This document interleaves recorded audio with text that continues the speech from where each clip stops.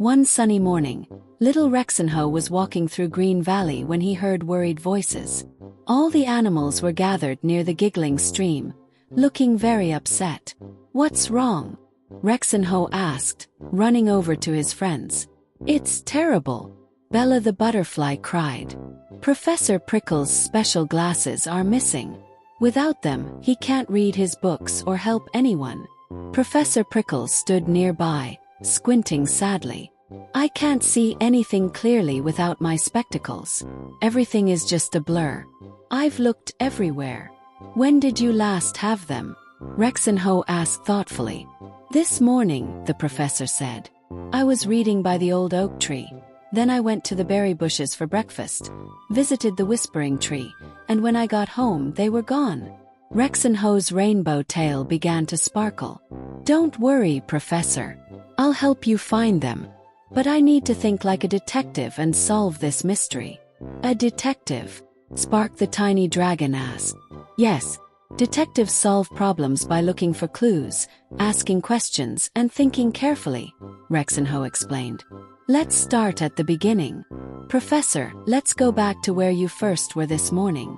They all walked to the old oak tree where Professor Prickles had been reading. Rexinho looked around very carefully, checking the ground, the tree trunk, and the grass. "I see a book here," Rexinho observed. "And look, the grass is flattened where you were sitting. But no glasses." He thought for a moment. "Let me ask some questions. Professor, were you wearing your glasses when you left this spot?" Professor Prickles tried to remember. "Yes, I think so. I was reading, so I must have had them on." "Good. That's our first clue," Rexinho said excitedly. "That means you lost them somewhere between here and home. Let's check the next place. The berry bushes." At the berry bushes, Rexinho examined everything closely. He found some berry juice on the leaves and footprints in the soft dirt. "Did you eat berries here?" he asked. "Yes, I had a lovely breakfast of blueberries," the professor confirmed. "Were you still wearing your glasses?" Rexinho asked. The professor thought hard. "Yes, I remember because I could see which berries were the ripest." "Excellent. Another clue," Rexinho said, feeling like a real detective.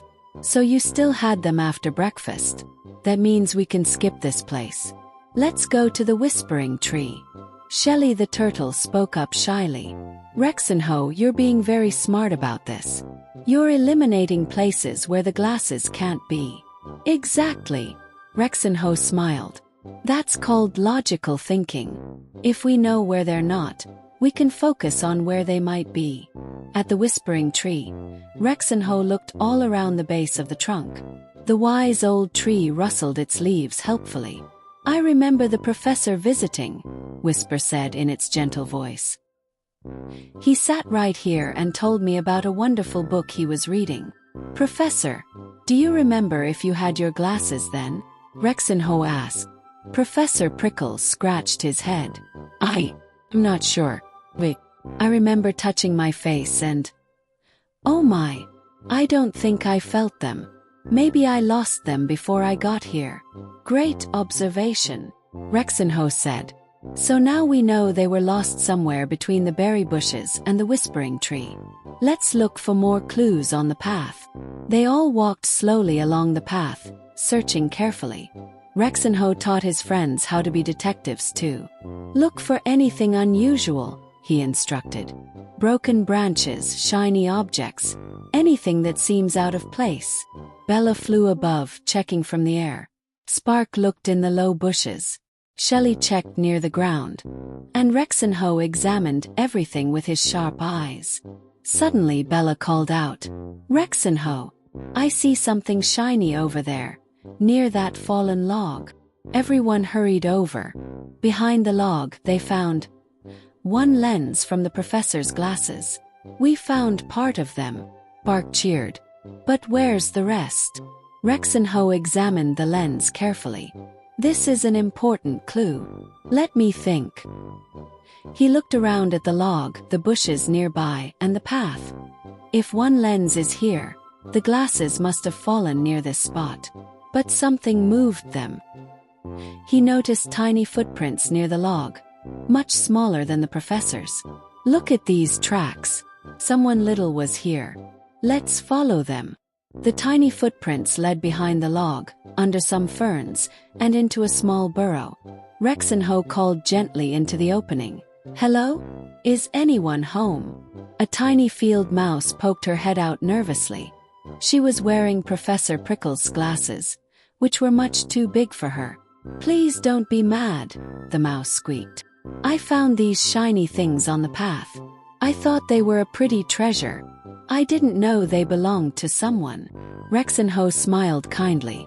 It's okay. You didn't know. But these are very important to our friend. He needs them to see and read. Oh, I'm so sorry, the mouse said, carefully taking off the glasses and handing them to Rexinho. I would feel terrible if someone couldn't see because of me. Thank you for giving them back, Rexinho said warmly. You're very kind. Professor Prickles put his glasses back on and sighed with relief. Oh, wonderful. I can see clearly again. Thank you, Rexinho. How did you figure it all out? Spark asked in amazement. Rexinho smiled. I used problem-solving steps. First, I asked questions to gather information. Then I looked for clues. Next, I used logical thinking to eliminate places where the glasses couldn't be. Finally, I followed the evidence to find the answer. You were like a real detective, Bella said proudly. Professor Prickles adjusted his newly returned spectacles. Rexinho, you've learned something very valuable today. When facing a big problem, break it into smaller pieces, ask good questions, look for evidence, and think logically. That's how we solve mysteries and problems. And it's important to be patient and not give up, Rexinho added, even when the answer isn't obvious right away. That evening, Mama Rex listened to Rexinho's adventure. I'm so proud of you, little detective. You showed everyone that even big problems can be solved with a calm mind and careful thinking. Mama, I learned that asking the right questions is just as important as finding the right answers, Rexinho said wisely. As Rexinho fell asleep, his rainbow tail glowing softly, he dreamed of all the other problems he might solve, knowing that with patience, logic, and creativity, he could figure out almost anything. Then, sweet dreams, little problem solvers. Remember, when you face a challenge, take your time, ask questions, look for clues, and think carefully. You're smarter than you know.